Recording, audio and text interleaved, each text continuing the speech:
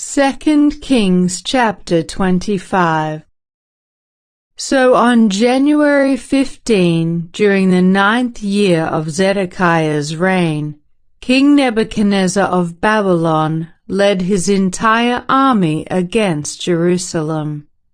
They surrounded the city and built siege ramps against its walls. Jerusalem was kept under siege until the 11th year of King Zedekiah's reign. By July 18, in the 11th year of Zedekiah's reign, the famine in the city had become very severe, and the last of the food was entirely gone. Then a section of the city wall was broken down. Since the city was surrounded by the Babylonians, the soldiers waited for nightfall and escaped through the gate between the two walls behind the king's garden. Then they headed toward the Jordan Valley. But the Babylonian troops chased the king and overtook him on the plains of Jericho, for his men had all deserted him and scattered. They captured the king and took him to the king of Babylon at Riblah, where they pronounced judgment upon Zedekiah. They made Zedekiah watch as they slaughtered his sons. Then they gouged out Zedekiah's eyes, bound him in bronze chains, and led him away to Babylon. On August 14 of that year, which was the 19th year of King Nebuchadnezzar's reign, Nebuzaradan, the captain of the guard and an official of the Babylonian king, arrived in Jerusalem. He burned down the temple of the Lord, the royal palace, and all the houses of Jerusalem. He destroyed all the important buildings in the city. Then he supervised the entire Babylonian army as they tore down the walls of Jerusalem on every side.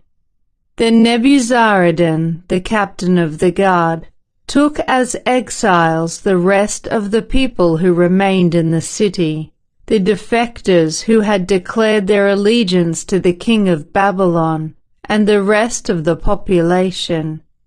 But the captain of the guard allowed some of the poorest people to stay behind to care for the vineyards and fields.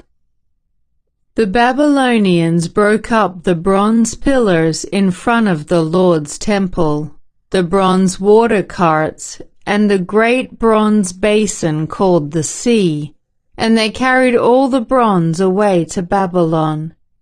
They also took all the ash buckets, shovels, lamp snuffers, ladles, and all the other bronze articles used for making sacrifices at the temple. The captain of the guard also took the incense burners and basins, and all the other articles made of pure gold or silver. The weight of the bronze from the two pillars, the sea, and the water carts was too great to be measured. These things had been made for the Lord's temple in the days of Solomon. Each of the pillars was 27 feet tall. The bronze capital on top of each pillar was 7.5 feet high and was decorated with a network of bronze pomegranates all the way around. Nebuzaradan, the captain of the guard, took with him as prisoners Suriah the high priest, Zephaniah the priest of the second rank, and the 3 chief gatekeepers. And from among the people still hiding in the city, he took an officer who had been in charge of the Judean army, 5 of the king's personal advisers, the army commander's chief secretary, who was in charge of recruitment, and 60 other citizens. Nebuzaradan, the captain of the guard, took them all to the king of Babylon at Riblah. And there at Riblah, in the land of Hamath, the king of Babylon had them all put to death. So the people of Judah were sent into exile from their land.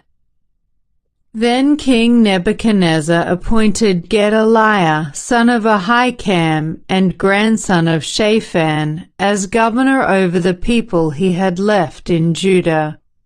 When all the army commanders and their men learned that the king of Babylon had appointed Gedaliah as governor, they went to see him at Mizpah.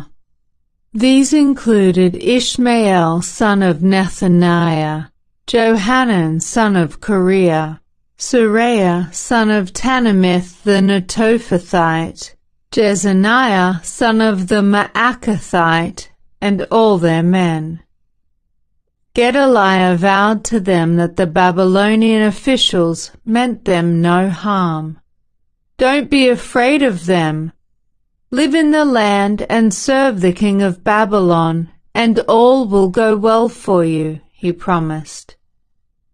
But in mid-autumn of that year, Ishmael, son of Nethaniah and grandson of Elishama, who was a member of the royal family, went to Mizpah with 10 men and killed Gedaliah.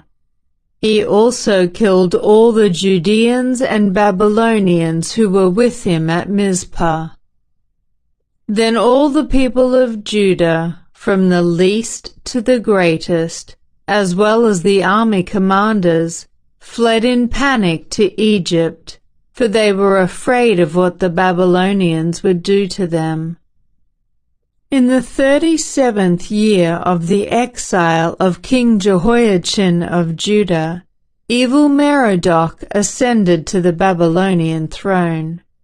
He was kind to Jehoiachin and released him from prison on April 2 of that year. He spoke kindly to Jehoiachin and gave him a higher place than all the other exiled kings in Babylon. He supplied Jehoiachin with new clothes to replace his prison garb and allowed him to dine in the king's presence for the rest of his life.